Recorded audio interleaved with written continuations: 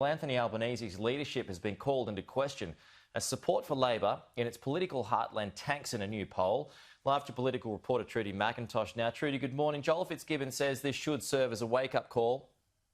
Pete, the outspoken Labor MP, seizing on this polling that's been commissioned by the CFMEU and published in the Australian newspaper, it shows that support for the party in its political heartland in the New South Wales Hunter region continues to plummet. Joel Fitzgibbon using this as part of his campaign, continuing to pressure Anthony Albanese to change tact when it comes to the party's policy position, heading into what is potentially a federal election year. This polling in the seat of Shortland shows Labor's Pat Conroy's primary vote support has dropped a staggering 13 points since the 2019 election. It's a similar story as well in the seat of Paterson. It's held by Labor MP Meryl Swanson, the primary vote here plummeting by 11 points to sit at 30%. I would point out, though, that these are small samples and that these seat-by-seat polls are inherently volatile. But Joel Fitzgibbon has told Sky News this morning that he believes if you polled similar parts of Queensland, you would also get a similar result. But will we see a move against Anthony Albanese's leadership in the lead up to that election?